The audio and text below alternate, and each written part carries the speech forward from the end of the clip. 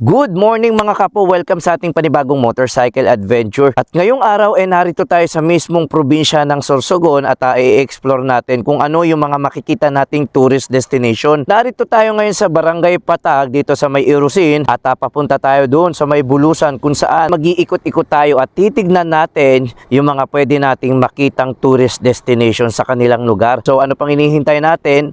Tara, i-explore na natin tong Sorsogon mga kapo. Let's go!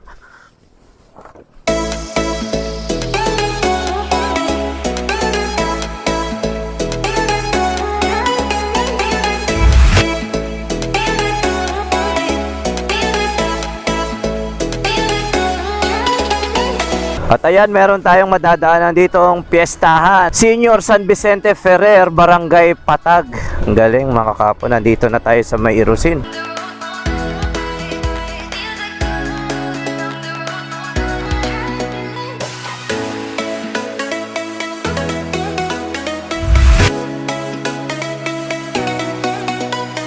At na-excite ako kung ano yung makikita natin dito sa kanilang lugar. Mula dito ay magmomotor pa tayo ng mahigit 9 na kilometro papunta dun sa ating first destination. Tingnan nyo, nagmomotor kami sa napakagandang kalsadahan na napaliligiran ng mga coconut tree.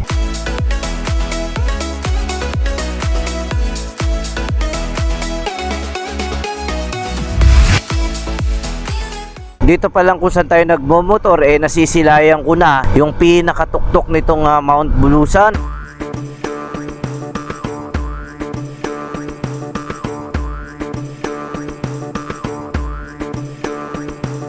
Isa itong active volcano na makikita nyo din dito sa probinsya ng Bicolandia. Balita natin ay may magandang tourist spot daw dito sa mismong Bulusan. At ito, meron ditong karatula. Bulusan Lake, turn left 300 meters.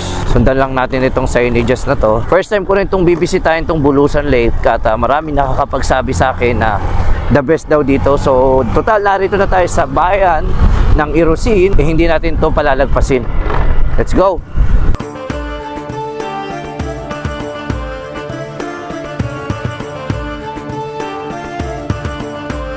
So dito pala tayo kakaliwa mga kapo. Ayan, Bulusan Volcano National Park.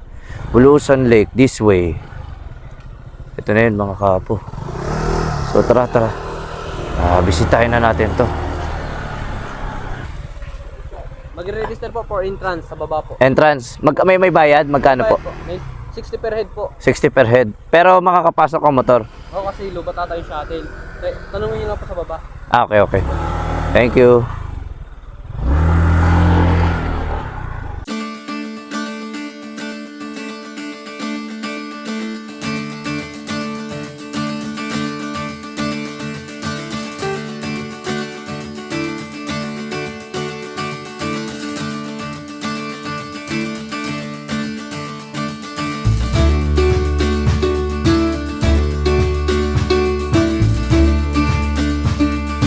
So magre-register muna daw tayo dito.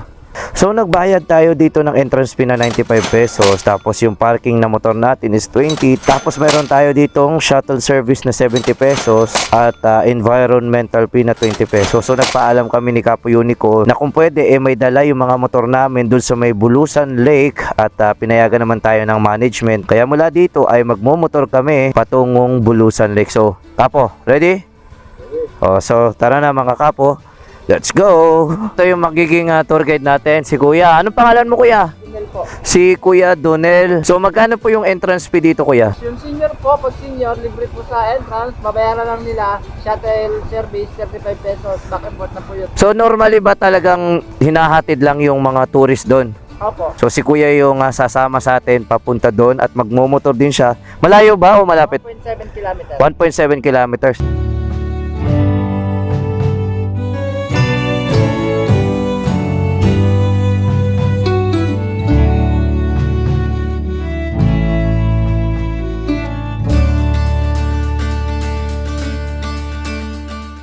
Punta na tayo dun sa may lake nila dito.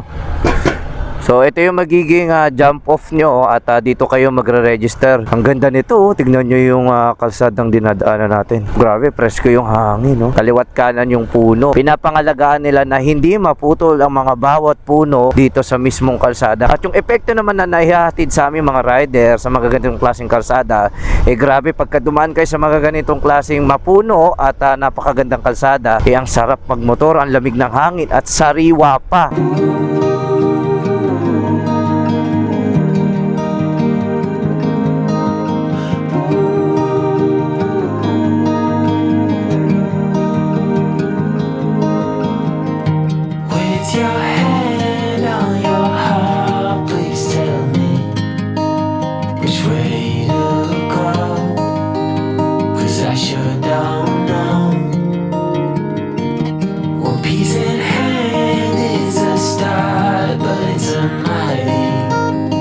Kuya, main highway ba to? Main highway to? Main highway? Hindi. May highway? Eto, main highway? Hindi. Okay. So, papunta lang talaga to? O may dead end to? May dead po, sa Bulusan Lake. Sa Bulusan Lake. Akala ko main highway eh. Hindi ba? Sige po, akala ko dumadaan tayo sa main highway. Pero itong mismong kalsada na dinadaanan pala natin, may dead end dun daw sa mismong Bulusan Lake. Grabe yung mga rainforest dito, mga kapo. Tignan naman to, may mga baging pa ako nakikita. At talagang napapangalagaan nila yung kalikasan dito sa mismong kalsadang dinadaanan natin. Ang ganda, oh. Till I find my way. How will I call?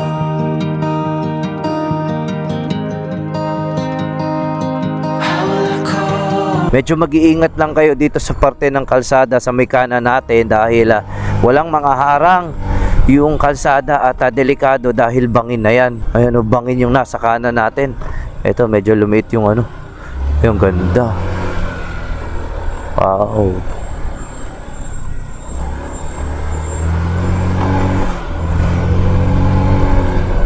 Nakakatakot tong kalsada na ito dahil kaliwat kanan yung mga lumot na nakikita ko. Kaya kailangan nyo talagang iba yung pag-iingat kapag dadaan kayo dito. Dance, such a fine romance. Bit by bit, I am slowly waking to see what. Iiwan pa yung motor dito, kuya? Iba natin. Dito lang. Okay. Sa likod. Tingnan nyo mga kapo. Welcome, Bulusan Volcano Natural Park. You are now within the protected area. Please observe the following. Leave nothing but footprints. Take nothing but pictures. Kill nothing but time. First time kong makikita to, kaya tara, tignan na natin. Without your word, how will I call? Without your Andito na lang po yung Bulusan Lake. Tapos ito po yung protected area na may lawak siya na 3,672 hectares. Ang protected area po, ang nakakalaga po sa kanya, 5 bayan po ng Sorsogon. Kasiguran, Puban, Erosin, Bulusan at saka Barcelona. Tapos dito sa protected area, may 3 lake po dito. Bulusan Lake, Agingay Lake, Blackbird Lake. Ang Blackbird Lake po, crater po siya ng Mount Bulusan. Ang nakakapunta po dito sa 2 lake, yung nagmamountaineering po, yung inaakit po yung Mount Bulusan. 2 days and 1 night. Dito po yung campsite. Pero ang tubig po ng 2 lake dito sa taas, tubig ulan po. Tutuyaan siya pag maaraw po. Walang tubig to ng 2. Di kagaya po ng Bulusan Lake na galing po dyan sa rainforest yung tubig. May bukal po siya. Saka kahit anong lakas po ng ulan dito, hindi po ito nag-overflow kasi may exit po ito. Papunta po sa lahat ng spring sa baba. Nasipit Spring, Bayugin Falls, Bulusan River. Dito po galing sa Bulusan Lake yung tubig. Tapos yung iniinom namin na tubig sa Bulusan Town proper, ito rin po yung source. Tapos ang lawak po ng tubig ng Bulusan Lake, 16.43 hectares. Tapos may lalim po siya sa gitna na 78 feet. Yung mga isda naman po dyan, tilapia, karpa, may igat, may hipon, saka may dalag po. Saan dito kayo, yung crater ng Ito po, ito po, yung Blackbird Lake. Meron dito. Nakakapunta yung mga Opo, mountain dito. nakapunta dito yung mountaineers. Wala namang seismic o volcanic Wala naman po kasi nagpapakyat po kami sa mountaineering, yung zero alert level po siya. Tapos, ang Mount Mayon at Mount Bulusan magkaiba po siya kasi ang Mount Bulusan po, phreatic volcano po siya. Pag pumutok po siya, aspal at sulfuric na tubig lang at saka mga bato. Kagaya po ito ng Mount Taal at saka Mount Pinatubo. Yung Mount Mayon po, magmatic volcano po siya. Pag pumutok siya, laba. Laba po siya. So bago lang pala itong pumutok. Last year po, Pero yung, kamusta yung status niya ngayon? tulog po siya. Tulog. Oo, walang alert level. Kaya bukas po yung mountaineering namin. Ang Bulusan Volcano Nature Park ay isang protektadong lugar na matatagpuan sa probinsya ng Sorsogon. Saklaw nito ang Bulusan Volcano na kung saan ito ang isa sa pinakaaktibong bulkan sa bansa. Ang nature park na ito ay sagana sa diverse ecosystem kabilang ang rainforest at kabundukan na siyang naging dahilan upang ito ay maging tanyag sa mga mahihilig mag-nature trip, mga hiker at mga turista.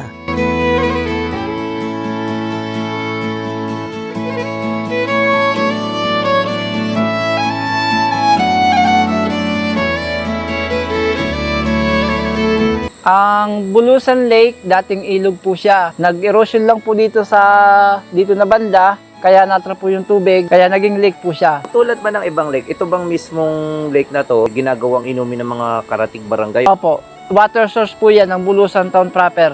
Ito po, dito po galing. Yung filter lang po yung lupa. Pagdating po dun sa baba, may bukal po siya, linagyan lang po namin ng tangke. So, ibig sabihin, bawal dito yung mga bangkang demotor. Bawal po dito ang bangkang motor. Isa lang po dito ang pinayagan, yung rescue boat lang po. Kasi Rescue lahat boat. dito po, disagwan yung activity. Ilang barangay bang ang nakikinabang sa tubig na to? 24. 24 barangays. Ang dami pala. At hindi ito nauubusan. Hindi po. Hanggat may mga punong kahoy po yan. Asan yung pinakamalalim na parte dito sa lake? Doon po, yung po na parang makintab siya. Doon po yung mas pinakamalalalim. Pumunta po dito noong 2014 yung Oxford University, sinuri nila ito.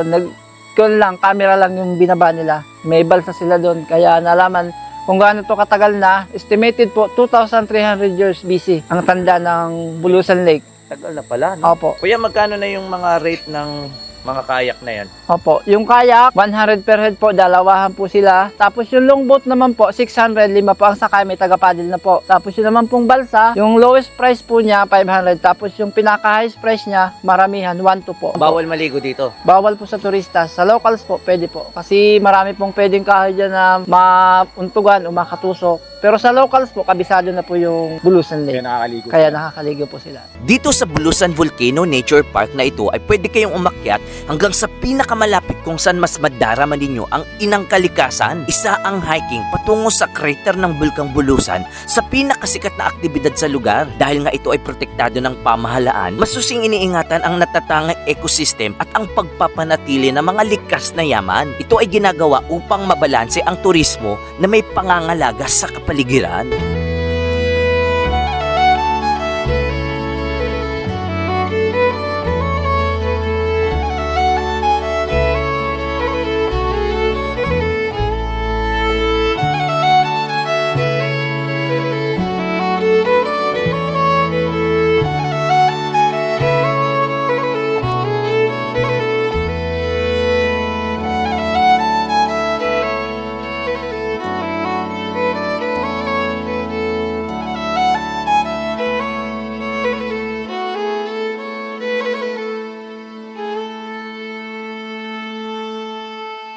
Pagkatapos natin puntahan yung Bulusan Volcano Nature Park, may nakapagsabi sa aming mga lokal na may magandang beach daw dito sa mismong bayan. Motorin na natin itong mga kapo.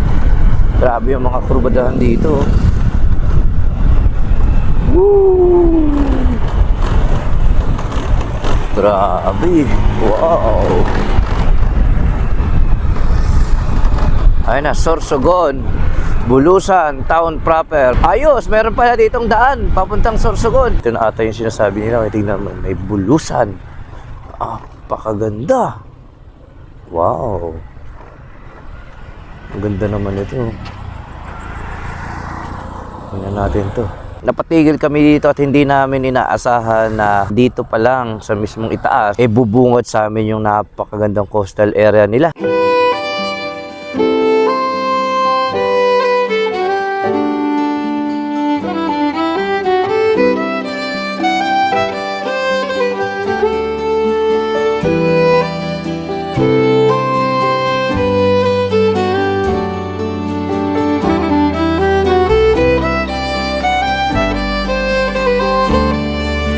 Meron tayo ditong namamataang, ayun oh, coastal area. Ayun oh, saan dadaan to? Dito. Tignan nyo yung coastal area nila, oh. Pwede natin dalhin yung mga sasakyan natin dito sa may gilid. Tingnan mo, wow, may mga tinta, oh. Sige, dito tayo. Ayos to, ah. Dito tayo. Bangis.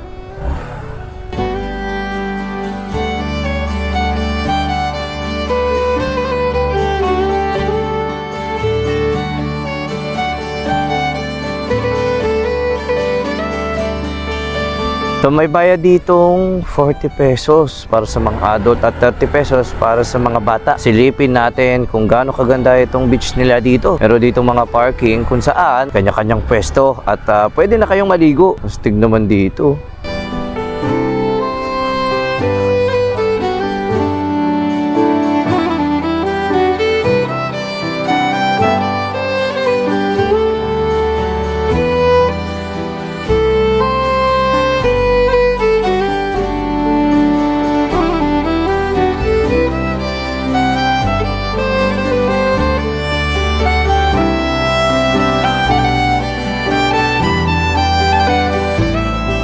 Kapansin-pansin dito yung mga residente o mga lokal na kung saan nagpapalipas sila dito ng oras dahil napakaganda naman talaga ng dapit hapon dito sa mismong Bay Area nila. Matambay, naglalaro at ini-enjoy yung paglubog ng araw. Tapos dito sa gilid mga kahapon namamataan ko yung napakalawak na taniman ng palay. Grabe to. Ang ganda ng lugar nila dahil hawak nila yung oras nila. Napakaganda ng tanawin dito at napakaganda ng kalsadahan. Natutuwa ako na makita yung mga ganitong klaseng. Tignan nyo yung jeep na may mga sakay ng mga tao. Napakasimple lang ng pamumuhay dito sa kanila.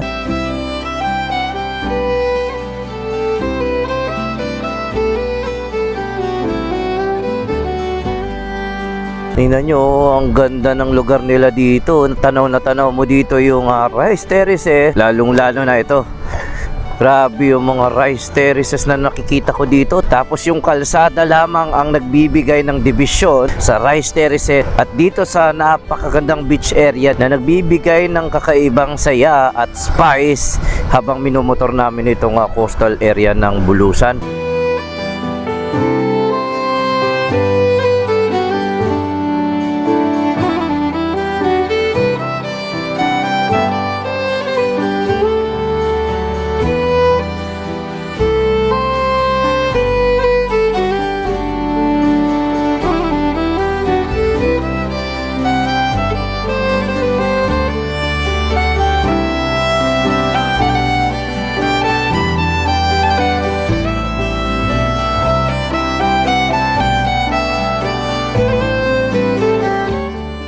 Na palubog na yung araw. Tingnan nyo yung dinadaanan natin. Ang ganda, oh.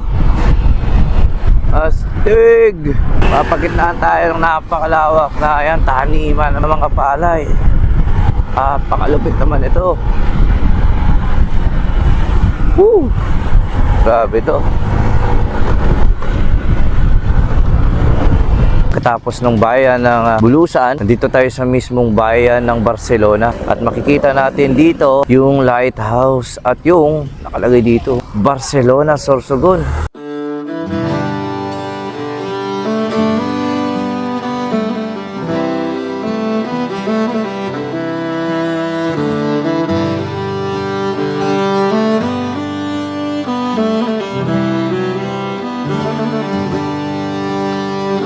Ang ganda ng simbahan dito. So, pasukin natin to.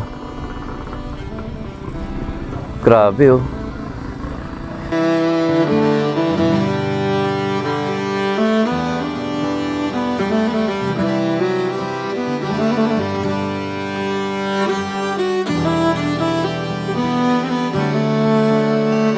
Tila bayari pa sa bato.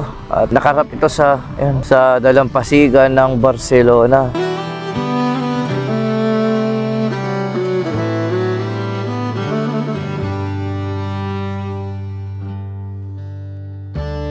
Meron ako nakita ditong coastal area, oh. Wow, tingnan nyo.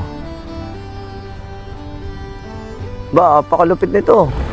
Ang ganda tumambay dito sa hapon dahil perfect na perfect yung coastal area nila dito at wala halos dumadaan dito sa mismong kalsada nila.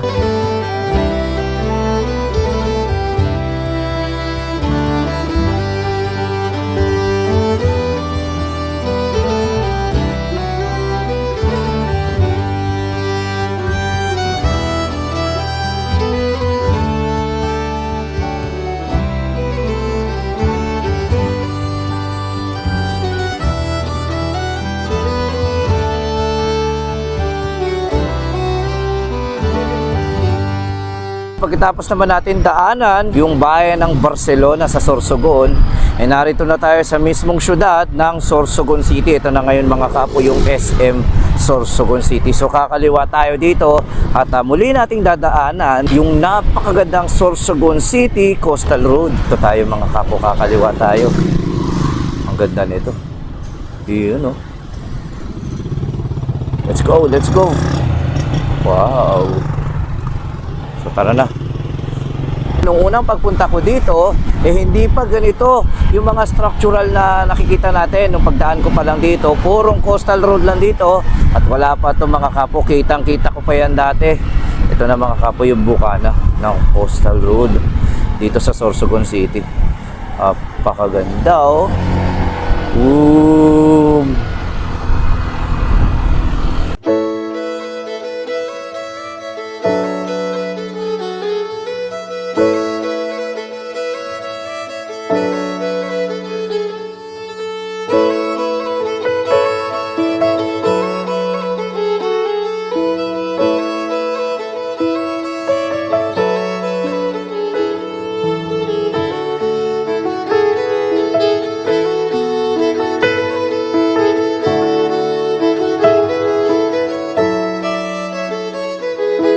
Katulad pa rin nung dati, napakasarap pa rin talagang dumaan dito. Wala pa tayo nakikitang mga ilaw dahil alas 6, 10 pa lang ng gabi. Palabog pa lang ang araw. At papaano nagawa nating makita itong coastal area nila dito sa may dapit hapon. So nag-aagaw na yung liwanag at dilim. At dahil dyan, hindi natin ito palalagpasin. Kaya magpapalipad tayo ng drone dito mga kapo. Isa sa pinagmamalaking proyekto ng probinsya ng Sorsogon itong mahigit 5 kilometrong coastal road na may tig-2 lane na magbibigay ng alternatibong daanan sa mga motoristang magagawi sa probinsya at layuning matulungang mabawasan ang trapiko sa town proper. Itong coastal road ding ito ang magsisilbing pananggala sa mga coastal barangay kung sakali magkakaroon ng storm surge o daluyong sa lugar. Sa pagtatapos nitong ating paglalakbay, nais kong iwan sa inyo ang mga katagang mas pipiliin ko ang mga bagay na simple pero may kakaibang atake katulad nitong probinsya ng Sorsogon.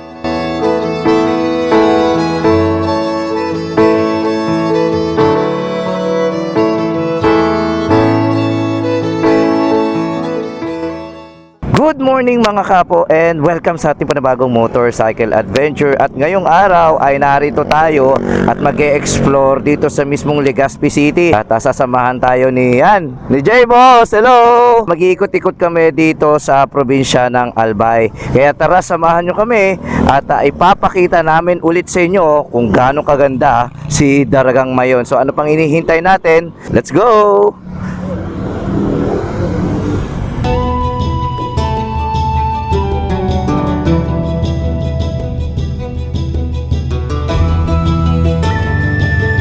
Kasama natin ngayon si J-Boss Motovlog, isa sa mga uragon na motovloggers. Maraming salamat sa pagsama sa amin ni Kapo Unico. At sasamahan niya kami at lalapitan natin si Daragang Mayon. So papasok tayo sa safe zone. Hindi tayo pwedeng pumasok sa danger zone, kaya nire-request ko yung pinakamalapit na mas makikita namin si Daragang Mayon. Wow, may bypass ako nakikita dito. Tingnan nyo ito mga kapo. Astig to. Uy, nasa likuran natin si Mayon. Tignan nyo, ang ganda. Napakaganda naman ng tanawin na to.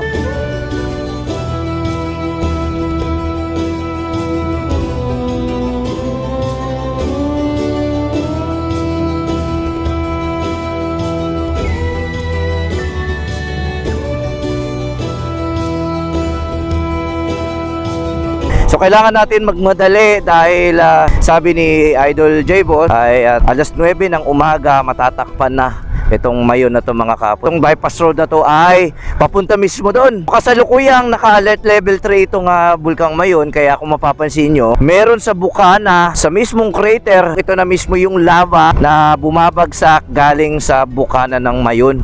Grabe ito mga kapo. Ayan, kailangan natin magmadali. Ganda to.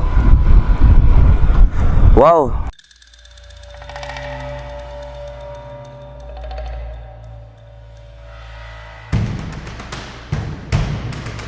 So dahil hindi kami pwede magpalipad dito sa parte ng bypass road, pupunta muna dun kami sa may unahan dahil itong parte ng kalsadang ito ay no-fly zone. So dun sa unahan baka pwede tayo makapagpalipad. So itong kalsada na dinadaanan natin is Jesus Salceda Senior Street. Tingnan nyo itong roundabout na kung saan makikita natin itong Our Mother of Salvation. Pray for us.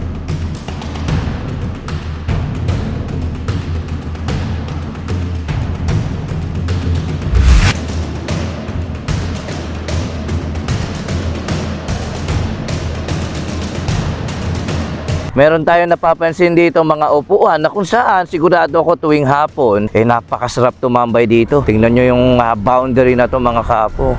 Ang ganda. So medyo nagkaroon na ng ulap itong mismong dinadaanan natin dahil paumpisa na ng oras na kung saan magtatago na ulit si Mayon. Pero kanina magbumad pa lamang ng aming umaga, sumambulat sa amin yung ganda ni Mayon. Idol, anong oras pwede nating makita ng kabuuan nito si Mayon? Best time na makikita nyo yung Mayon, mga 5 AM, medyo maliwanag na yan, hanggang mga 9. Kapag lumagpas na yan ng 9, medyo aabutan na yan ng ulap. So kung gusto nyo matagpuan yung Mayon, punta nyo ng maaga. Yan yung pinakamagandang visible siya ng buong buo. Kapag mga 9, nagkakaulap na siya kasi kung makikita nyo dito, may dagat dyan. So kapag umiinit na, namumuna yung ulap, tapos yung hangin, papunta yan dito, matatakpan niya na yung Mayon. So itong Jesus Salceda Senior Street, hindi pa talaga to masyadong nadadaanan. Pwede na siyang daanan pero hindi pa talaga siya ganun ka-open kasi sa unahan yan, under construction pa yung kalsada. Kung nadaanan nyo yung sa Kamalig Bypass, halos kadugtong to. Madami lang kasing dumadaan dun sa bypass. Mga truck dito wala pa masyado pero later on magiging busy highway din. Siguro marami ditong tumatambay lalo na pag dapit hapon, no? So kapag 6 PM, madami dito saka mga media nagbi-video ng Mayon. Pero by the time na hindi active yung Mayon, madami din talagang tumatambay dito. Mapapansin nyo yung mismong kalsada na nakikita nyo, lalong-lalo na itong roundabout, na kung saan may makikita tayong Mama Mary at karga-karga niya si Baby Jesus. Best spot to para tumambay kayo, lalo na kapag nag-aagaw na yung hapon at saka dilim. Ang ganda nito dahil overlooking yung Mayon at talagang dapat nyo itong puntahan.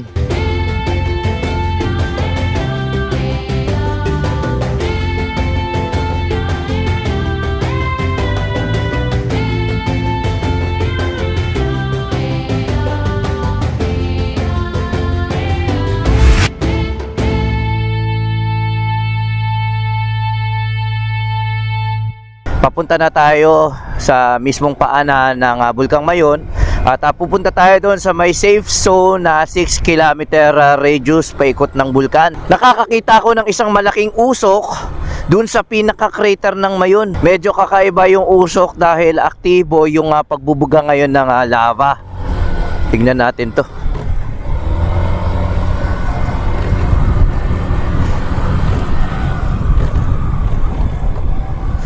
Mas kita ko na dito yung binubugang lava at usok mula dun sa may bukana ng Mayon. Halos lagpas kalahati na yung gumagapang na magma sa mismong bulkan. Grabe yung usok na nakikita natin ngayon mga kapo. Meron tayong madadaanan ditong tulay na kung saan bawal pumasok ang truck, lorries, tankers, trailer at bus.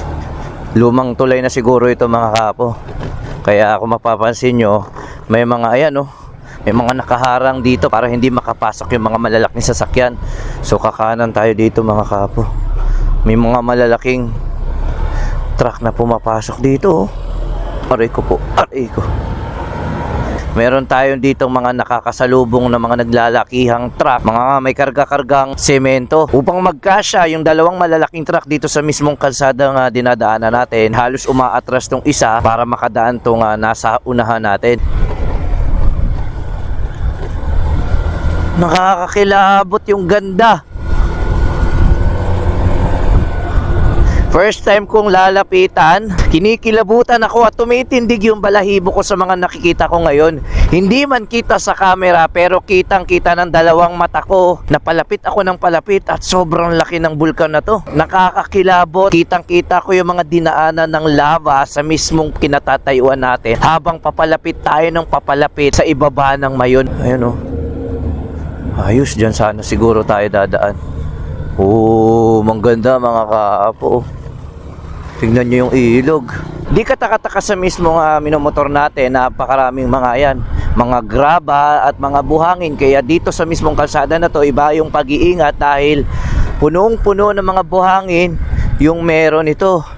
Dahil ito yung isa sa mga buhangin na ibinubuga ng Bulkang Mayon. Huminto tayo panandalian dito sa parte ng kalsada habang papunta tayo dito sa may Mayon Volcano. Dito sa mismong kalsada, kaliwat kanan, yung mga minahan na kung saan meron mga graba at buhangin. Itong mga materyales na ibinubuga ng Bulkang Mayon, kapag ito'y pumuputok, magmula sa naglalakihang mga bato na yan hanggang sa mga buhangin ay ginagamit nila bilang construction material. Kung papansin nyo, kaliwat kanan ang pagpasok ng mga malalaking truck katulad nito, at dala-dala niya itong mga buhangin at graba papunta doon sa mga construction site. Itong nakikita nating gabundok na mga buhangin na yan ay pinoproseso, lalong-lalo na yung mga graba na yan.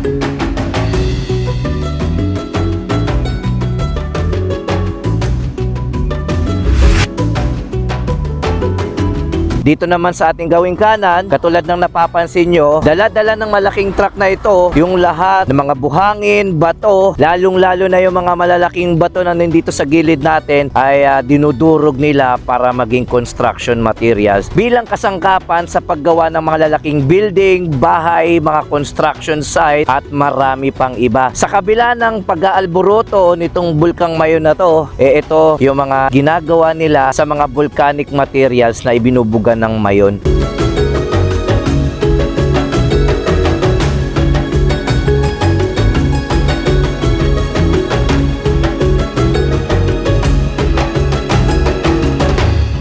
Madadaanan natin dito sa mismong paanan ng Mayon Volcano itong 6-lane na kalsada at tinatawag itong Duterte Highway, at halos wala pang dumadaan sa mismong kalsada na ito. At ang kinaganda dito, kapag binaybay nyo itong kalsada ng Duterte Highway, kitang kita nyo na mas malapitan itong bukana ng Mayon.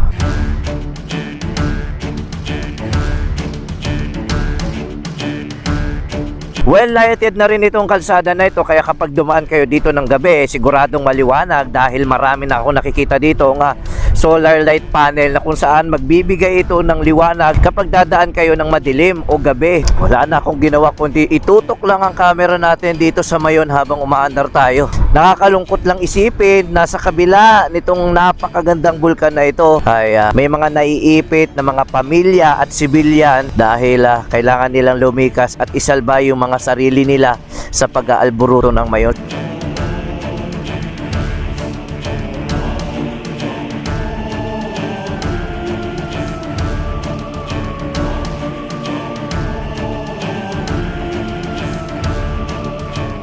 Mag-o-offroad na ulit ata tayo mga kapo dahil wala na halos mga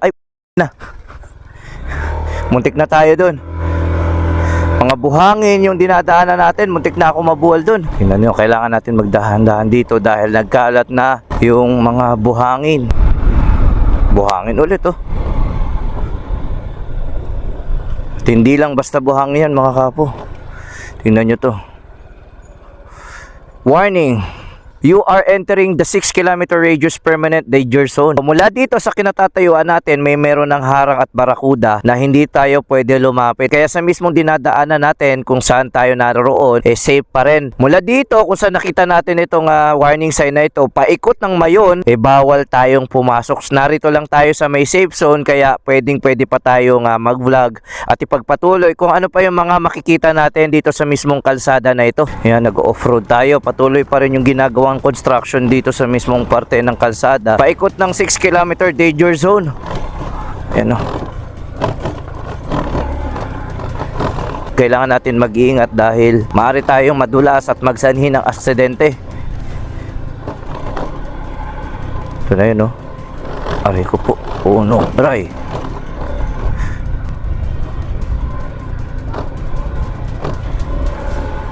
Tingnan nyo, may sirang kalsada dito na patuloy pa rin inaayos.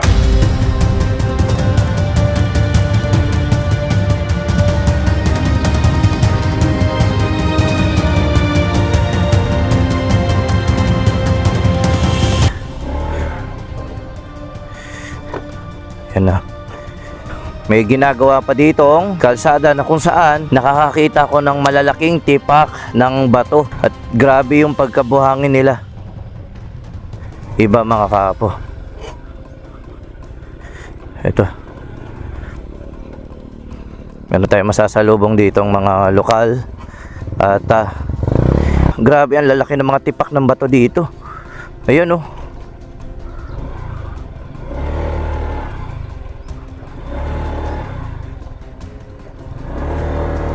Grabe to.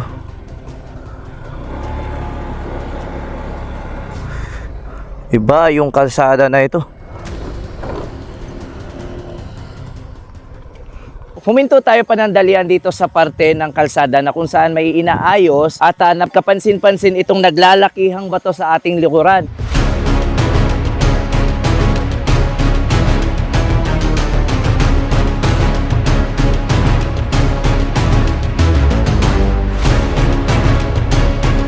Lahat ng nakikita nating magmula dito sa mga buhangin, mga naglalakihang bato at lahat na nakapaligid sa ating ngayon ay tinatawag daw itong galinak. Ang ibig sabihin nito, dito daw dumadaan yung mga volcanic deposit mula sa bulkan kapag ka nagkaroon ng matinding pag-ulan.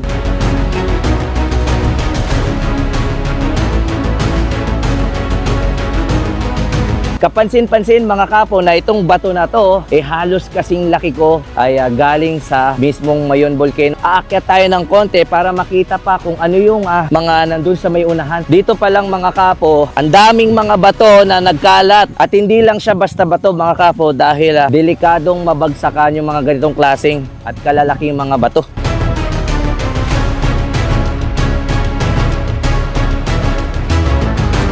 Aakyat tayo dito upang makita yung kabuuan dahil sa likod nito matatanaw natin ang Mayon. Kasalukuyan lang merong ulap kaya natatakpan ito. Ito yung lugar kung saan makikita na natin na mas buo yung mga nilabas ng Bulkang Mayon. Kasama natin yung kaibigan nating yan, si J. Boss.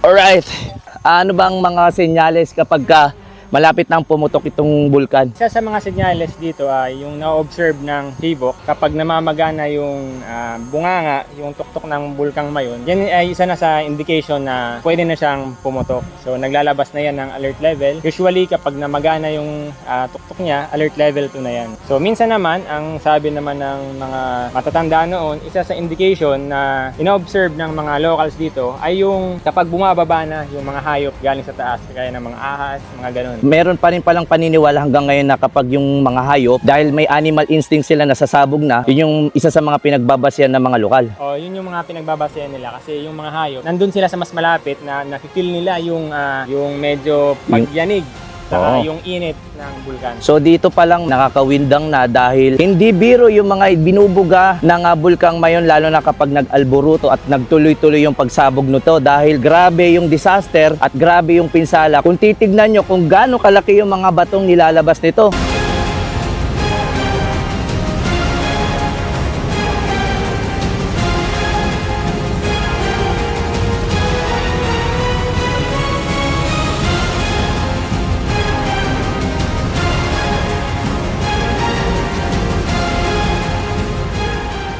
Ito yung kinaganda at ang nakakalungkot na kwento sa likod ng napakagandang bulkan ng Mayon.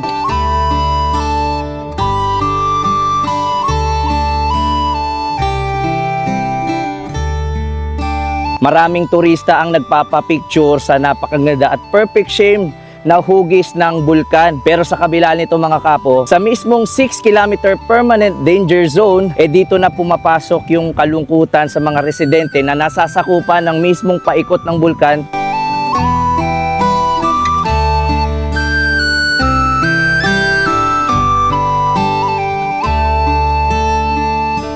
Dahil halos lisanin nila yung kanilang tirahan, yung mga kanilang pananim at mismong kanilang mga alagang hayop para isalba yung sarili nila sa nag-aalborotong bulkan na ito. So hindi biro ang dinadanas ng mga kababayan natin dito sa mismong parte ng Albay. Lalong-lalo na naka-alert level 3 itong Bulkang Mayon. Kaya sa mga lahat ng nakakapanood, isama natin sila sa kanilang panalangin na sana hindi magtuloy-tuloy ang pag-aalboroto dahil kung mapapansin nyo, lahat ng tinatapakan natin, lahat ng nakikita natin, mga naglalakihang bato pwedeng makapinsala at pwedeng kumitil ng mga buhay ng mga mamamayan dito sa probinsya ng Albay. Sa kabila ng napakagandang bulkan na ito ay may mga lungkot at takot ang nadadanas ng mga mamamayan na nasa sakupan ng kinalalagyan natin. May tuturing na isang biyaya ng kalikasan itong Mayon. Kasalukuyan man itong nag-aalboruto, nagbibigay pa rin ito ng maraming turista na gusto itong masilayan. Pero katulad din ng karamihan, marahil sa unang pagkakataon na ikaw ay bibisita sa kanya, ay hindi din magpapakita sa iyo si Mayon. Madalas kasing natatabunan ito ng mga makakapal na ulap. May kasabihan nga sila dito na kapag nagpakita daw si Mayon sa iyo, ay malinis daw ang intensyon mo. At wina-welcome ka nito sa pamamagitan ng pagpapakita ng kabuuang ganda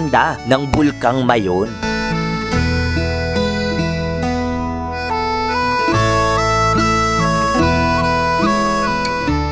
Good morning mga kapo, ito na ang ating pagpapatuloy ng ating adventure dahil kagabi pagkatapos natin nasiraan, hindi umaandar yung ating ADB 150 dun sa may Tiwi Albay, dumiretso na kami at pinagdaanan namin yung mga kalsadahan at kurbadahan dun sa may Sangay, Patitinan na Partido Rivera. So anong nangyari dito sa motor natin, sa sobrang lubak na pinagdaanan namin sa may Samar, lumuwag yung sakit ng ECU natin kaya hindi nag-i-start. Sa kabila ng aberya na aming naranasan, aming pa rin ipinagpatuloy ang paglalakbay mula sa Tiwi Albay kung saan aming nadaanan ang mga twisties ng Sangay at Partido Rivera. Dito sa mismong spot na to, madaming turista ang umihinto upang magpahinga at mag-selfie. Sa angking taglay ng Patitinan, talagang mapapawaw na lang kayo kapag ito'y nadaanan din ninyo.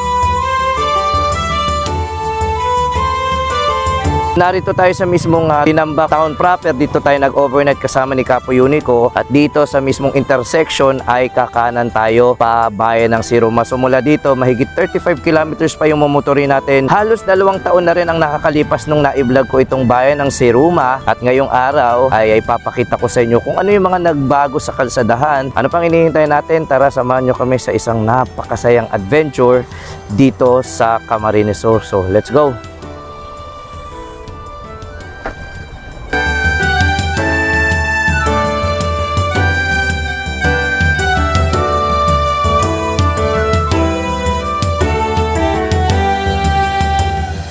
Dito tayo kakanan sa Siruma dahil pag diniretso natin yan ay town proper na yan. Tara, motorin na natin dito dahil na-excite akong ipakita sa inyo yung kalsadahan mula dito pa lang sa pagpasok ninyo hanggang sa makarating tayo sa ating destinasyon. Pagbaba nyo pa lamang, bubungad na sa atin yung napakagandang tanawin at itong napakagandang tulay dito na nagtudugtong dito sa mismong bayan ng Tinambak proper at dito sa may Siruma.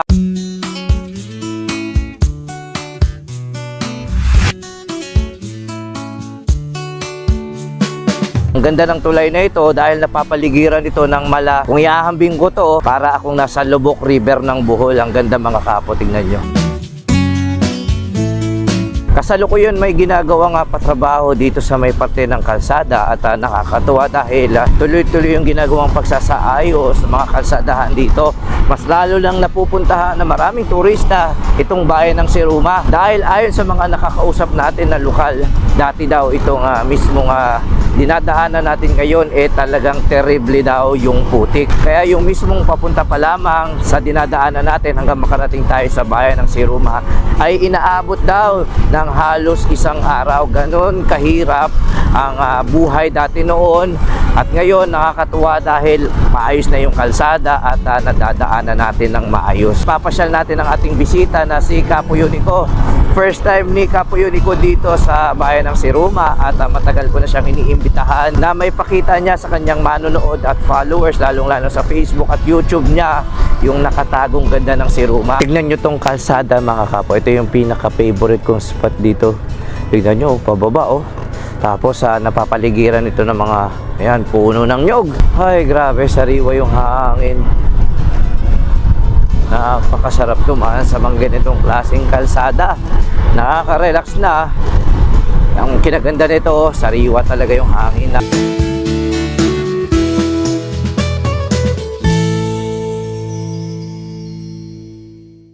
May dadaanan lang tayo dito saglit sa may kaliwang bahagi. May papatry ako kay Capo Unico. Dito tayo mga kapo sa Manoy Elio Food House. So dito tayo.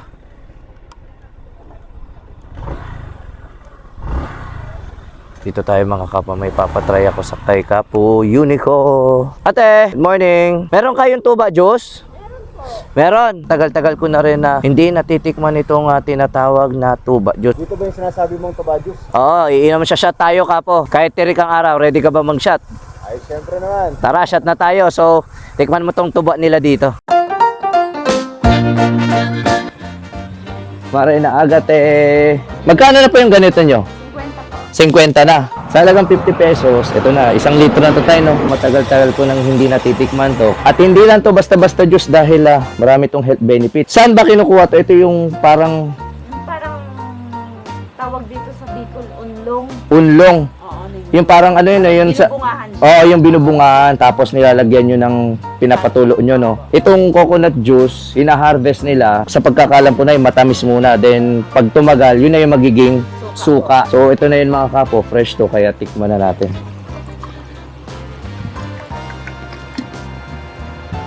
Kulay pa lang, kala nyo suka. Tikman na natin to. Shot! Lasa siyang buko na may konting asim. Tapos malalasahan mo yung aftertaste ng tuba. Nag-aagaw yung tamis, asim. At ang maganda po sa iniinom nating coconut sap juice ay hindi po siya nakakalasing at maganda siya sa digestion. Sa lahat ng madadaan dito sa mismong kalsada papunta sa bayan ng Siruma, madadaanan nyo tong Manoy Elios Food House na kung saan dito kayo makakatikim ng coconut sap juice. At kung hindi pa kayo nakakatikim, kailangan nyo talaga itong tikman.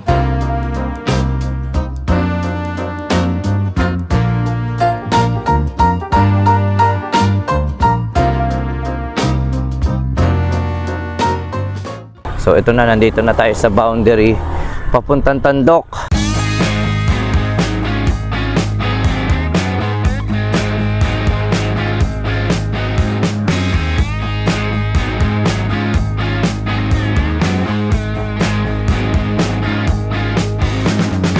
Tapos aakyat tayo ng konting nalayahan, tapos aakyat tayo sa may Siruma overlooking. Sobrang ganda ng tanawin dito, kaya talagang nare-relax ako sa tuwing dinadaanan ko itong parte ng kalsadang ito.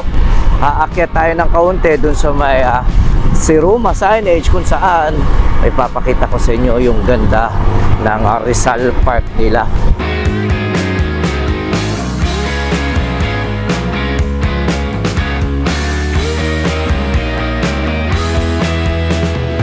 Ipapasyal ko si Kapo Unico dito sa mismong overlooking ng Siruma kung saan makikita nyo yung buong bayan o buong barangay ng nasasakupan ng Siruma.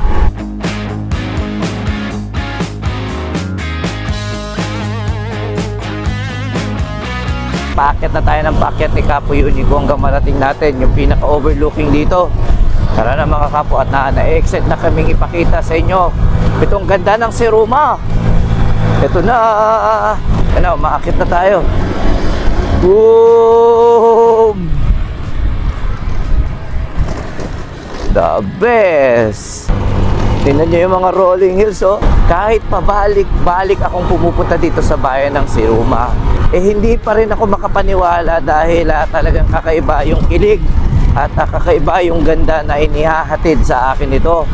Kaya kung mapapansin nyo, binabalik-balikan ko ito mga kapo. Tingnan nyo naman, taglay ng Siruma, ang ganda na hinahanap na kahit sinong rider. Payapa, napakagandang kalsadahan, at ito, napakagandang tanawin.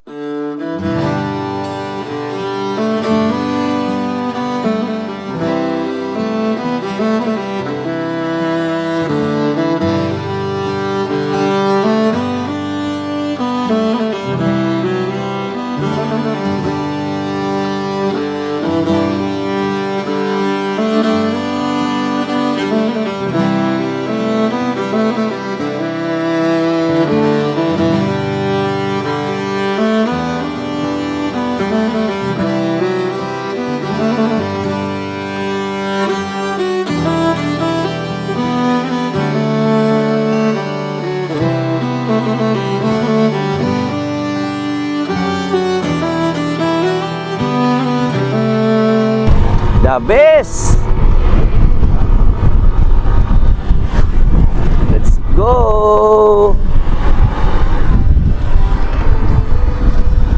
Ito na yung pinaka Rizal Park nila. Welcome to Rizal Park!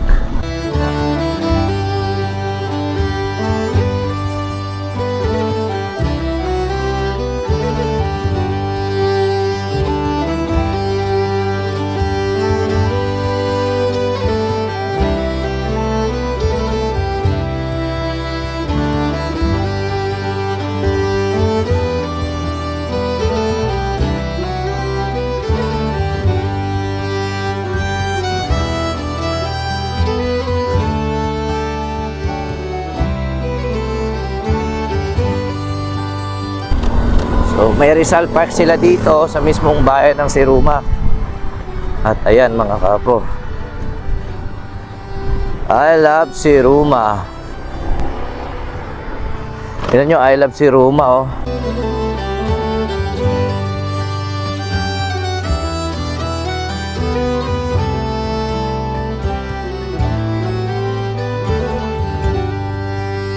At ayan, nakarating na din si Kapo Unico sa Siruma.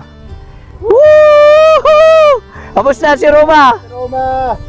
Solid ang si Roma, ganda! Meron pa tayo pupuntahan doon, konting pihit lang. Tara, papakita ko sa kanya. Tingnan nyo kung gaano kaganda. At tingnan nyo kung bakit dahan-dahan lang ako dito mga kapo. Ang ganda! The best! Hindi natin kailangan magmadali dahil ayan oh, tingnan nyo yung kalsada. Nakaharap mismo sa karagatan ng Siruma.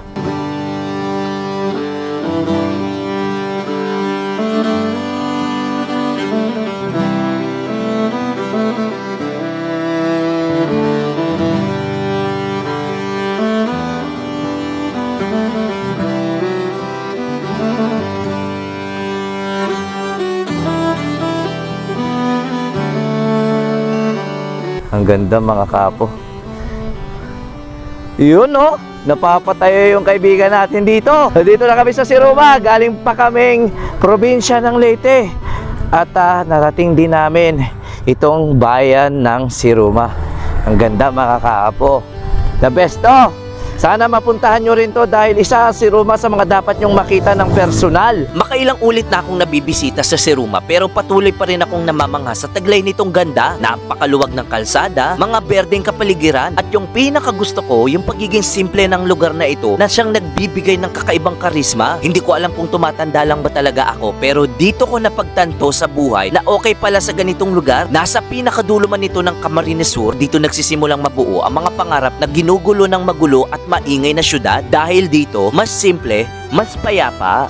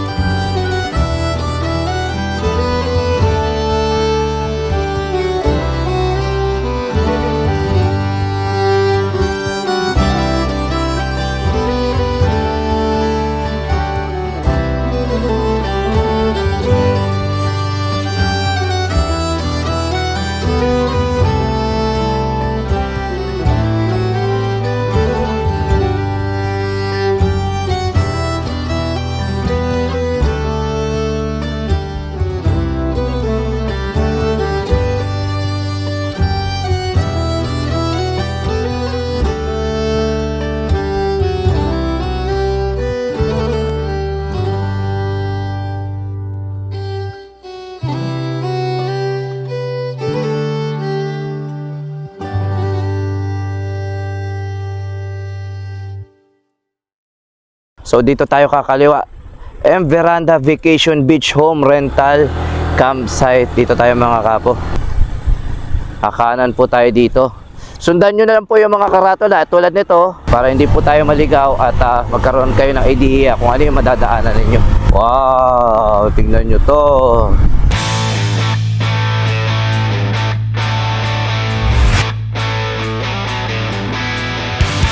So meron ditong deadly curve kaya mag-iingat kayo. Lalo na yan. Kung tingnan nyo bigla sumusulpot yung sasakyan dito sa parte ng kalsadang ito at may konting buhangin kaya mag-iingat po kayo.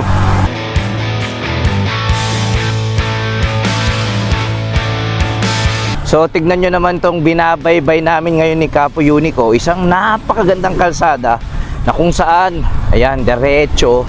At napapaligiran tayo ng mga puno ng nyug. Napakaganda talaga ng kalsadahan na binabalik-balikan ko dito sa San Ramon. Hindi ko na mabilang kung pang ilang beses ko nang mumotorin to. Dahil yung mismong tutuluyan natin ay isa sa pinakamagagandang spot na pwede nyong puntahan kung gusto nyo magbakasyon kasama ang pamilya at buong barkada.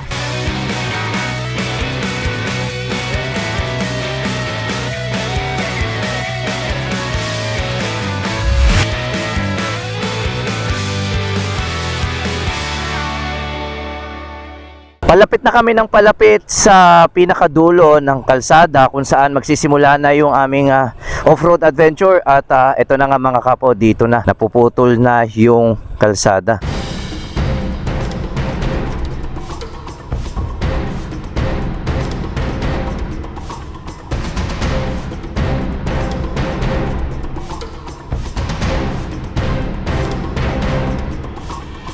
Magsisimula na ang halos 3 kilometrong off-road adventure namin. Kasama pa rin si Kapo Unico. So paano ba yan, Kapo? Dito na nag-uumpisa, naputol na yung kalsada. Ibig sabihin yan, Adventure. so ready ka na? Alright, let's go. So tara, at umpisahan na natin to. Let's go. Ito na. Ito na, adventure time na kami ni Kapo. Wala na po ditong mga semento, puro off-road na, buhangin, bato, putik. Lahat ng kailangan namin pagdaanan papunta dun sa may barangay San Ramon, kailangan pagtagumpayan.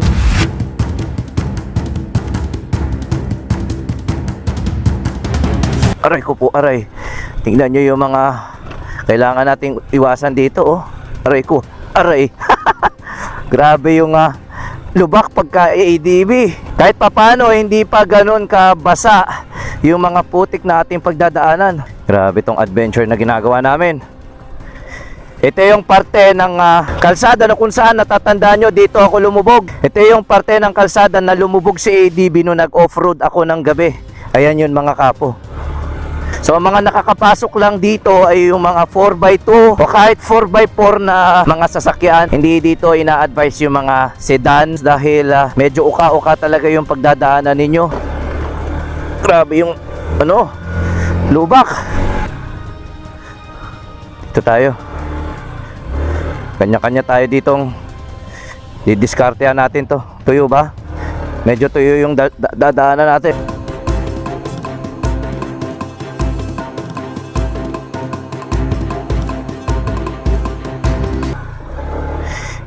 Grabe to.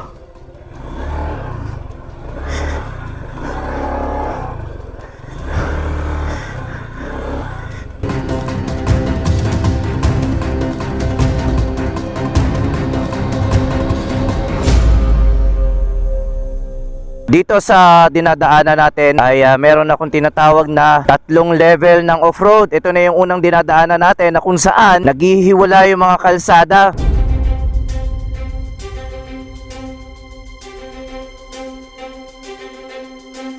Maraming nababalahaw ng mga sasakyan dito sa may parteng gitna dahil kung mapapansin nyo, talagang kumakamot yung mga gulong, lalong-lalo kapag tag-ulan. Lahat ng 3 daanan na yan ay nagsasangang daan lamang papunta sa may barangay ng San Ramon. Kaya mga kapo, itong dinadaanan natin ay nakadepende sa sitwasyon ng kalsada at panahon dahil kapag sobrang ulan dito, sobrang lala din ng putik at pwede kayong mabalahaw. Aray ko po. Alright. Aray ko. Aray ko. Aray. Oh, grabe. Tara. At ito na yung level 2 na sinasabi ko mga kapo.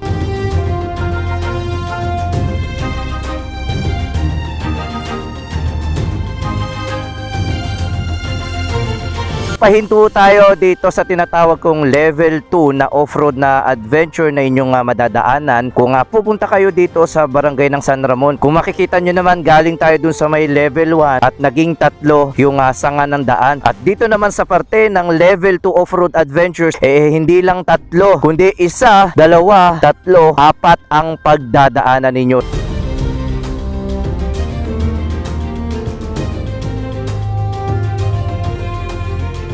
Apat to.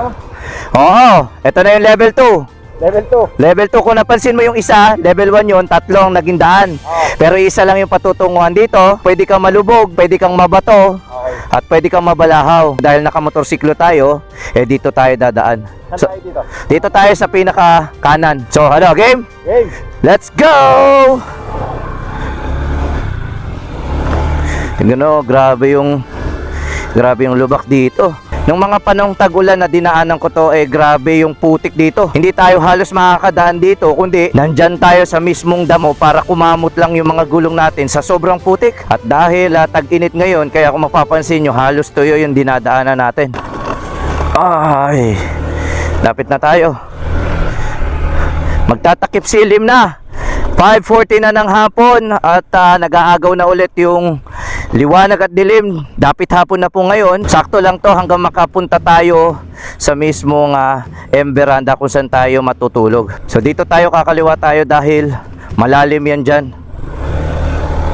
Pwede makadaan dito yung mga 4 wheels, pero medyo may kalaliman yan kung dadaanan yan ng mga motorsiklo. Kaya dito po tayo sa mismong kaliwa para hindi po tayo magkaroon ng aberya dahil pwede tayong balahaw dyan. Ito yung kinaganda at isa sa mga nagbago. Dati dito tayo dadaan sa kaliwa, pero dahil gawa na itong kalsadang ito, diretso na lamang tayo. Nakakatuwa dahil inayos nila ito para hindi na magkaroon ng aberya.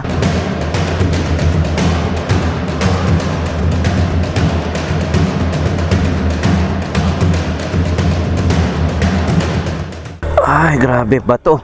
Diyos ko, Lord. Aray, kailangan natin magdahan-dahan dito. Boom! Tignan nyo tong bubungad sa atin pagtapos ng off-road, oh.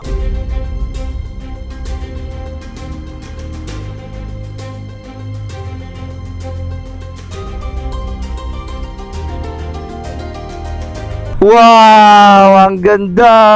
Lahat ng nakapalibot sa amin ngayon, kulay berde. Ito yung isa sa mga binabalik-balikan ko sa lugar ng San Ramon.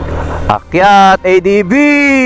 Dito na mag-uumpisa yung huli na off-road. Medyo tuyo lang to, pero kapag tagulan, ito yung pinakamatinding lugar na pwede nyong daanan. Ito na yung final assault bago natin marating yung barangay area. Kaya samahan nyo kami mga kapo dahil mag-adventure tayo.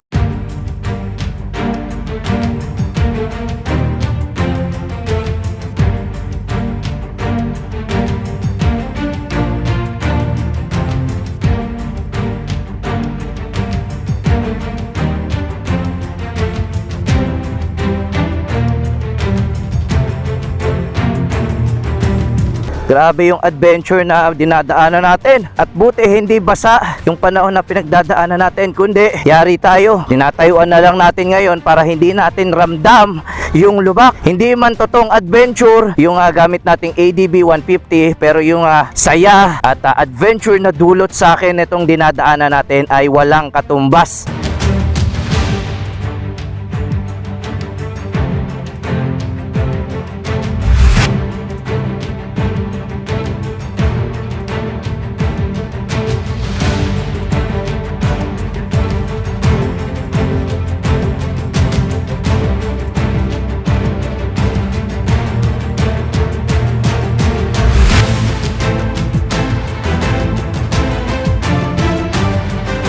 Nandito na tayo halos mga kapo sa mismong barangay ng San Ramon. Ito yung palatandaan na tapos na yung adventure natin kapag narating na natin itong pinakatulay. Tapos konting pihit na lang ay nandun na tayo sa mismong barangay area. Ang saya ng ganito! Woo! Ito na yung pinaka-barangay area ng San Ramon. Itong tutulugan natin ngayon ay isa sa mga talaga binabalik-balikan ko. Bukod sa mura na, hindi nyo na kailangan lumayo dahil yung tutulugan ninyo tapat lamang ng dagat. Dito pa lang sa ating dinadaanan, napapansin nyo na agad yung kulay puting buhangin. Palatandaan lamang na ito beach resort na ating pupuntahan ay may kalidad ng buhangin na talagang hinahanap nyo, na kung saan pwede magkatotoo yung drawing ninyo na makapag-swimming. Ito na yun mga kapo.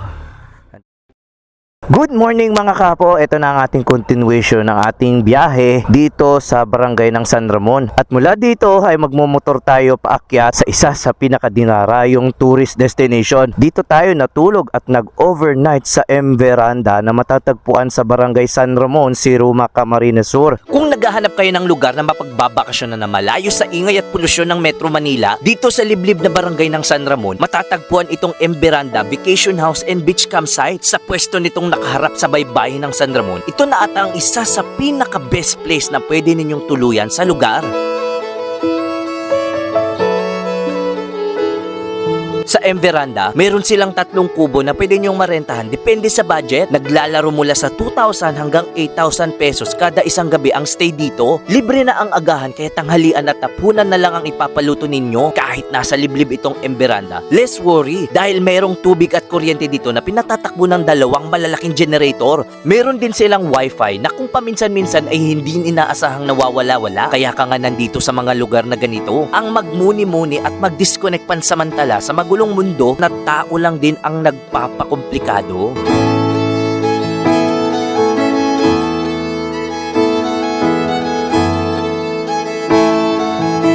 At pagkatapos ng 2 taon ay ipapakita ko ulit sa inyo itong napakagandang Daldagon Peak. Kaya ano pang hinihintay nyo? Tara, samahan nyo kami ni Kapo Unico. Tara, let's go!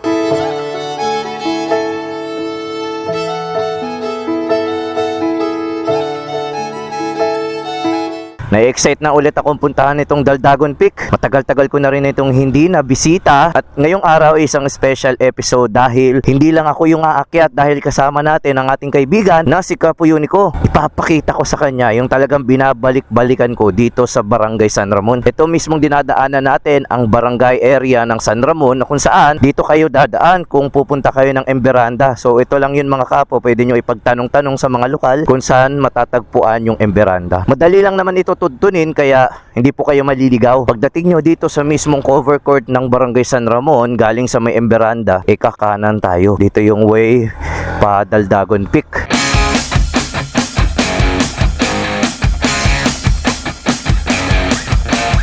Dito naman sa barangay area sementado, pero itong papunta ng Daldagon Peak mapuputol na dito mga kapo yung semento, kaya adventure na naman to.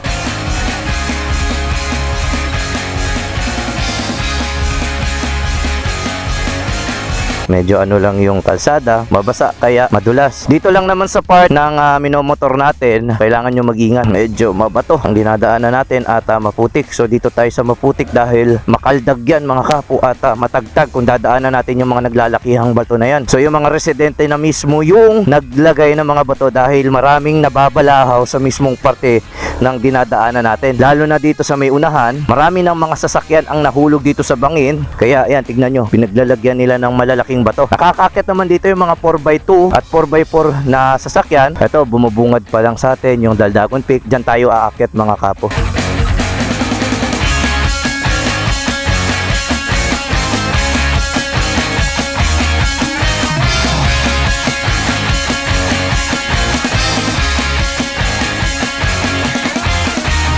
Ito na magsisimula ang aming pagmumotor.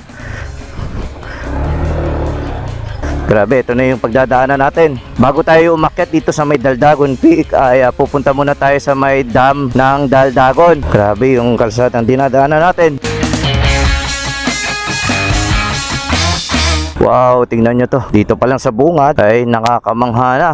Ay, Rico, grabe. Dati wala pa tong bakod. Itong nasa kanan natin, kailangan natin magdahan-dahan dahil umulan nung mga nakarang araw kaya medyo basa yung kalsada. Grabe itong ginadaanan natin. Grabing damo.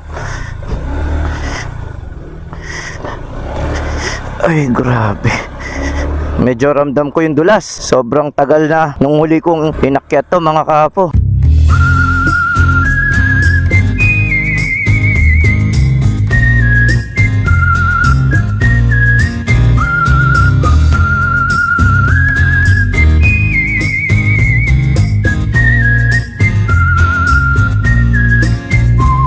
Off-road na naman si ADB.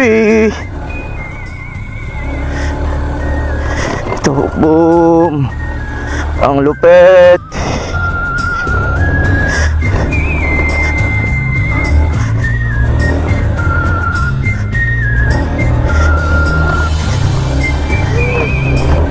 Paraiso na naman ang aming papakita sa inyo. Aray ko.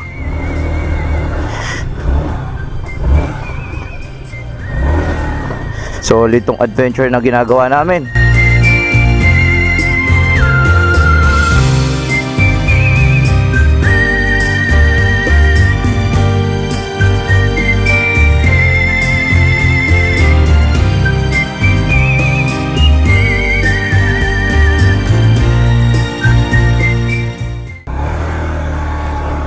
Grabe to. Wow, oh. Ito, oh. Let's go, let's go. Wow. Ito na mga kapo yung backdoor ng Daldagon Peak. Tayo, medyo dumudulas talaga ako. Ito na. Patay tayo dito. Ano kapo? Papalagan ba natin yan? Oo naman. Saan tayo? Sa gitna ba tayo o dito sa gilid? O tara, tara, tara. Dahan-dahan lang tayo. Mababaw lang, mababaw lang, mababaw lang. Grabe itong pinaggagawa namin eh. Purong bato yung pinagdadaanan namin ngayon. Medyo. Yan. Parang ay, grabe to. Dito tayo, sa gilid. May uka dito na kung saan mahuhulog talaga tayo dyan. Yan oh, laki ng mga bato oh. Tara, tingnan nyo tong Daldagon Dam na nasa likuran natin oh.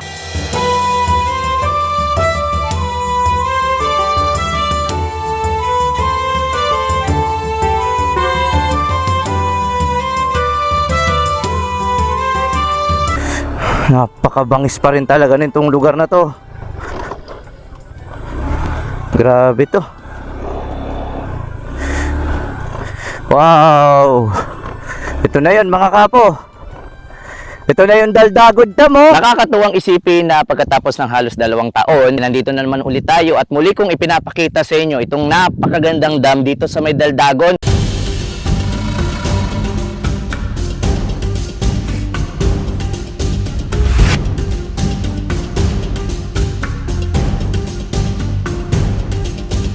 Itong mismong dam na to ang nagsusupply at nagbibigay ng irigasyon sa mga bukirin dito sa may Barangay San Ramon. Itong dam na to ay ginawa noong 2013 at natapos noong 2017.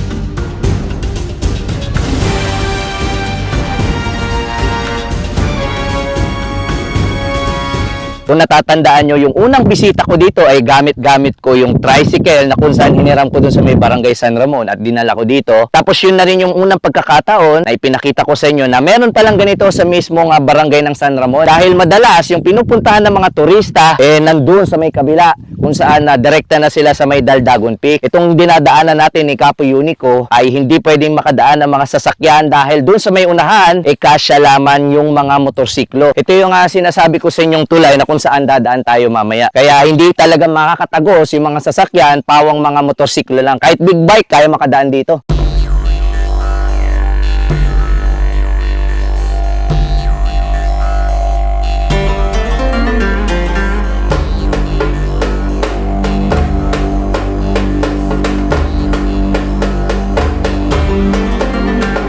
Basta hindi lang malapad dahil, tingnan nyo, ganito lang siya kalapad.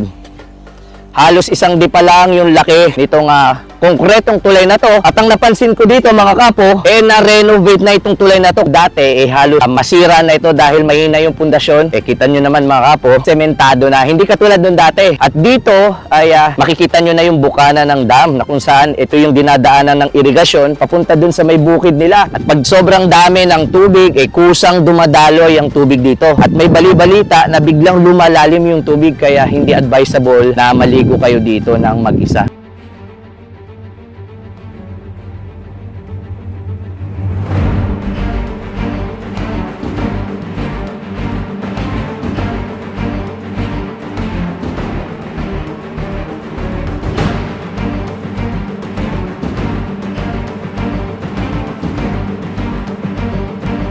Daanan na natin itong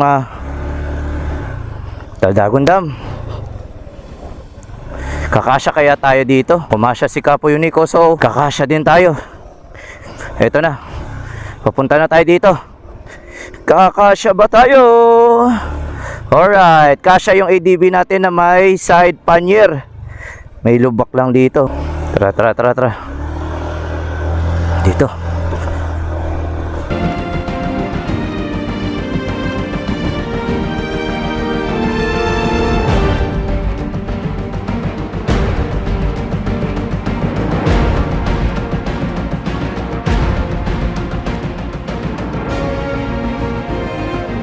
Grabe, akyatin na natin to. Wow! Let's go! Akyat ulit si ADB dito. Ang tataas ng mga damo. Ito na. Ito na mga kapo. Alright, here we go. Grabe. ADB, kayanin mo pa. Dito na tayo halos. Woohoo!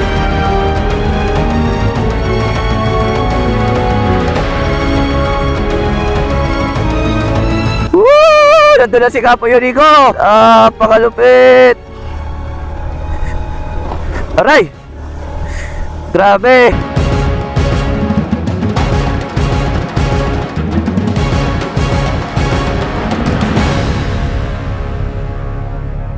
Ayos? Solid, solid.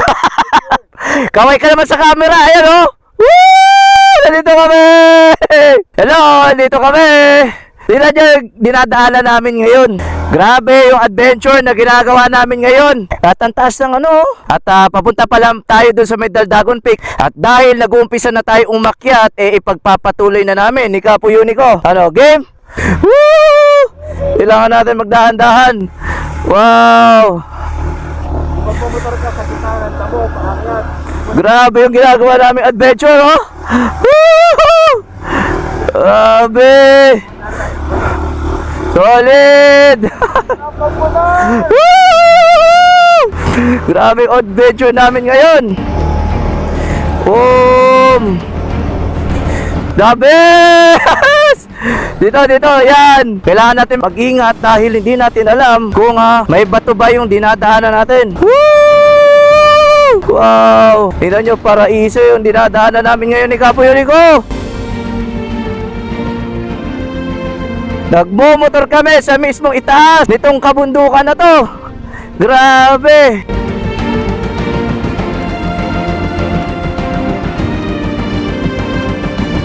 Ito yung isa sa mga talagang hindi ko makakalimutan. Kaya binabalik-balikan ko yung mga ganitong klaseng adventure at tanawin. Grabe! Ayun, nabato na tayo.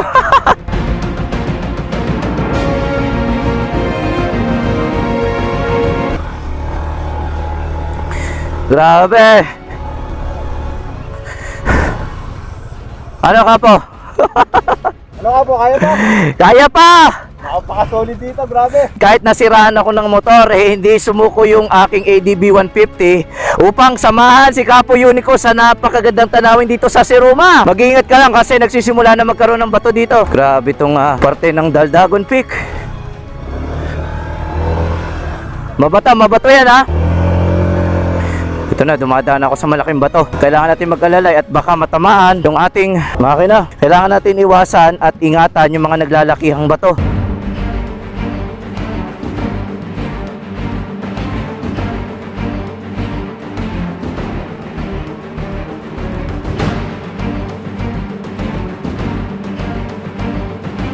Ito na yung pinaka-final assault mga kapo.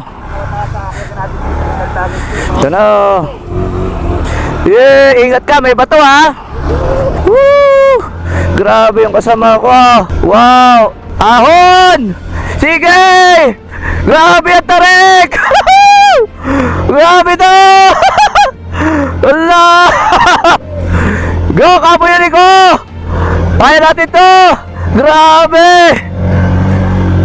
Wow! Sige! ADB! Kaya mo yan! Nabuwal ako dito. Grabe yung bato. Eto na!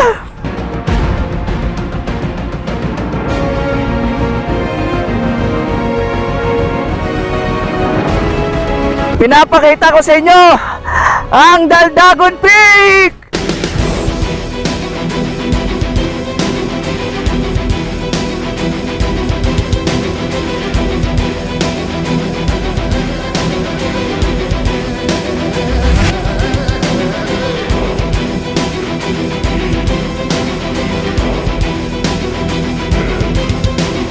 Ito ang isa sa mga dahilan kung bakit pabalik-balik kung pinupuntahan itong bayan ng Siruma. Talagang may inlove din kayo kapag napagdaanan nyo na yung mga off-road adventure habang papunta pa lang kayo dito. Lalong-lalo na kapag paakyat na kayo dito sa mismong Daldagon Peak. Doon pa lang mararamdaman nyo na yung tinatawag na difficult road leads to a beautiful destination. Kitang-kita nyo naman na kayang akyatin kahit motorsiklo lang na scooter aming dala o kahit big bike. Pero kapag napuntahan nyo na itong pinakatuktok na kung saan itong Siruma ang isa sa pinakadulong bayan dito sa probinsya ng Camarines Sur,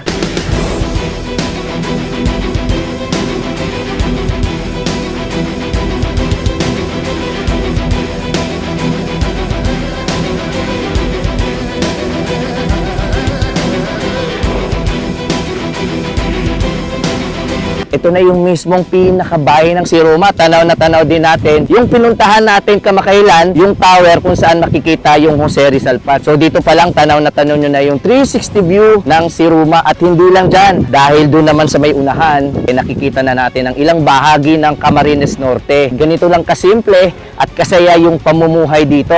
Kaya sana sa lahat ng nakakapanood ng ating video, mapuntahan nyo rin to at magkaroon kayo ng pagkakataon masilayan ang napakagandang bayan ng Siruma. Ito ang isa sa mga dahilan kung bakit pabalik-balik si Kapo. Tingnan nyo naman mga Kapo.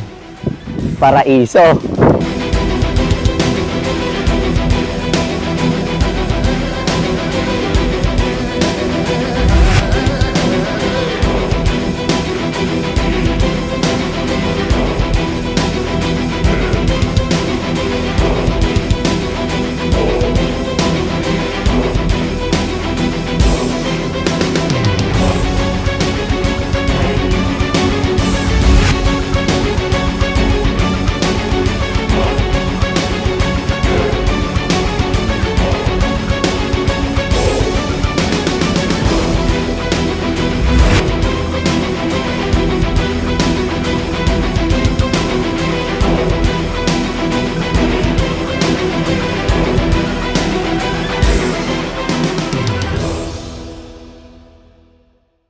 Dito sa mismong Barangay San Ramon ay lalapit tayo ng konti kung saan sasakay tayo ng bangka. Uncharted Island to at may isang oras yung biyahe ng bangka. Pagkatapos naman ng adventure sa Daldagon Peak, dito naman tayo sa karagatan. Sa baybayin pa lang ng San Ramon, kapansin-pansin ng mga nagkalat na seagrass na ibinibilad ng mga mangingisda upang ipagbili sa bayan. Pinoproseso daw itong mga seagrass upang maging abono o fertilizer. Sa pamamagitan nito, nababawasan sa natural na pamamaraan ang mga seagrass na napapadpad na kalat sa dalampasigan. Itong biyaya ng karagatan ang isa sa pinagkukunan ng kabuhayan ng mga taga San Ramon.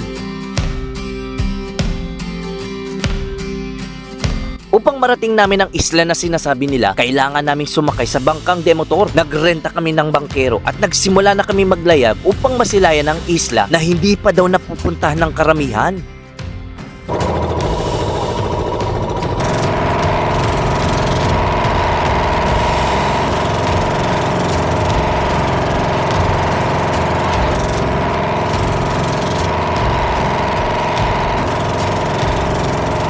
Di pa man kami nakakalayo, pinaramdam na sa amin kaagad ang bagsik ng alon. Nasa open sea kasi kami, katapat ng dagat Pasipiko. Kasalukuyan natin sinasagupa yung malalaking alon dahil nakaharap tayo ngayon sa mismong dagat Pasipiko. Lalo yung nararanasan namin ngayon. Halos nagsuot na ako ng kapote para yan, hindi tayo mabasa at maingatan yung mga gadgets natin. Ang lakas na ng alon! Dahil itong Camarines Island ay nasa gitna ng dagat Pasipiko, kaya tignan nyo naman ang lalaki ng alon na sinasagupan natin. Woo! Grabe! Woo! Ilang oras din kaming nakipagbuno sa mga malalaking alon bago namin marating ang isla na may tinatago di umanong paraiso.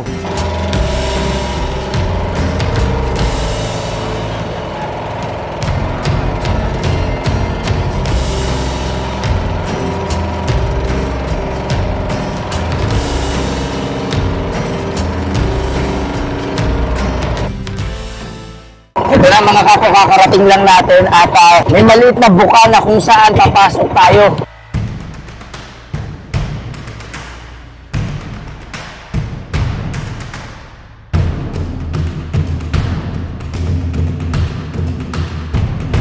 Tingnan nyo, dito tayo papasok. Oh. Ang linis ng tubig, oh.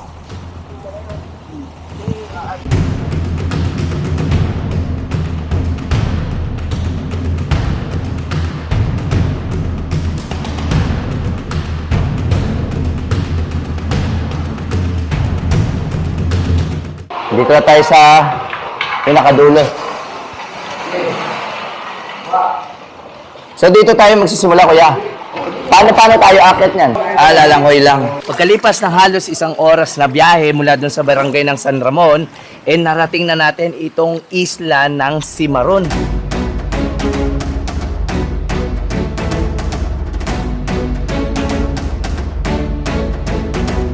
Meron tayong natanaw, may maliit na kuweba at dito kami maglalatag ng aming tanghalian ngayong araw. Dito kapansin-pansin yung napakalinaw na tubig.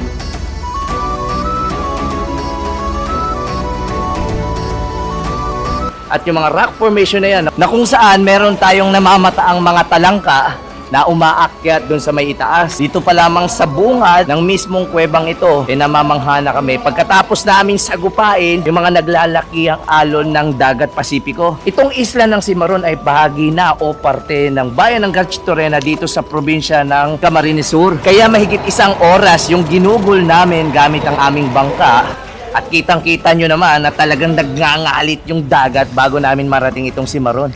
At mamaya aakyat kami doon sa may taas para makita namin yung kabuuan ng isla. Pero bago yan ay kakain muna kami ng aming pananghalian ngayong araw dahil naghanda si Emberanda ng aming kakainin ngayon. So, andun na yung mga kakainin namin. Tara, kain muna tayo at pagtapos natin kumain, ayan, mag-swimming na tayo! Yan na, yung mga dala namin pagkain. Aba syempre, chibugan muna. Kakapagod kaya ang ginawa natin sa bundok. Pagkatapos nito, may naghihintay pang adventure sa atin sa tuktok. Kaya magpapakabusog tayo para may energy tayo mamaya pag-akyat.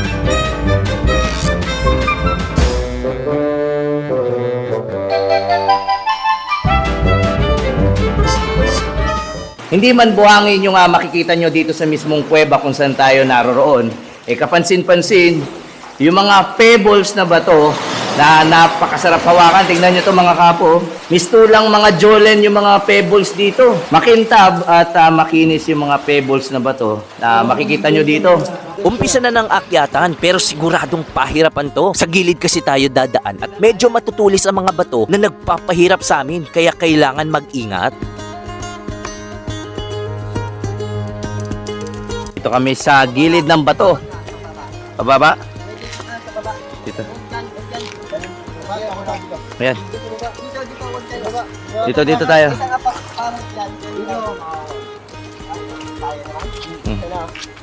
So, paano yan? Ito. Grabe to. Tatalas ng mga bato. Paakyat ng isla. Ito yung bangka natin, no? Pagkatin natin to. Ay, grabe to.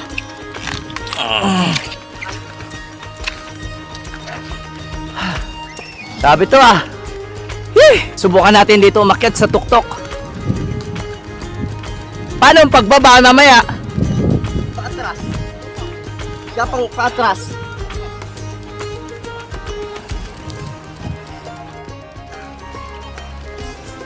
Bakit sa damo? Ha? Grabe to! Woo! Yan! Woo! Andito na!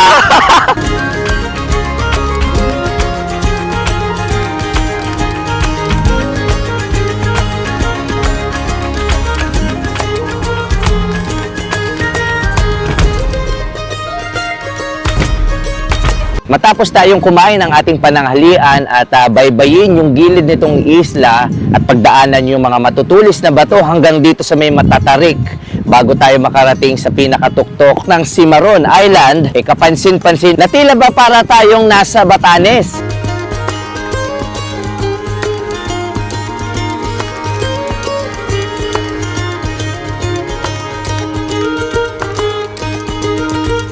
Dito, makikita ninyo itong isla na kung saan malimit mabisita ng mga tao. Napaka-bless lang natin dahil nagkaroon tayo ng pagkakataon masilip itong kagandahan ng isla na ito. Dito kapansin-pansin na meron mga grupo ng mga islet o mga maliliit na isla. Dito nga kapansin-pansin ay may rock formation na tila ba'y lumulubog at lumilitaw kapag low tide o high tide. Meron din doon mga kapo at dito sa may baba yung tinatawag na natural pool na kung saan pwede natin ito maihantulad doon sa may Pangasinan at sa may Ilocos Norte. Itong kinatatayuan natin ay napapagitnaan tayo ng San Ramon doon sa may Siruma, dito sa may Lagunoy at dito sa may Garchitorena. Dito rin matatanaw ninyo yung ilang bahagi ng Caramoan Island. Kaya kung mabibisita kayo dito sa Camarines Sur, lalong-lalo na doon sa may barangay ng San Ramon sa Siruma, pwede kayo mag-island hop. Hindi man nabibisita itong isla na kinatatayuan natin, para sa mga ibon na nagliliparan sa paligid ng isla, para itong sagradong lugar sa kanila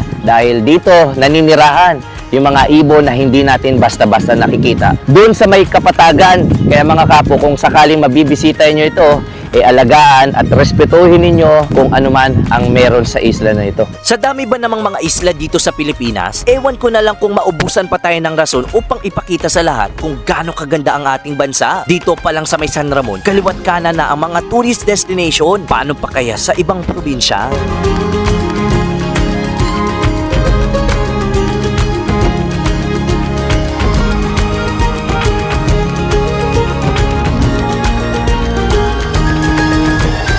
At mula dito sa Daldagon Peak, nais kong iparating sa inyo mga kapo na napakaganda ng Pilipinas. At isa lamang itong bayan ng Siruma, Camarines Sur sa mga dapat nyong makita ng personal. At sa pamamagitan ng Philippine Motorcycle Tourism, ay susubukan natin ikutin at libutin yung mga naggagandahang tourist destination. Dahil Pilipinas muna, bago ibang bansa!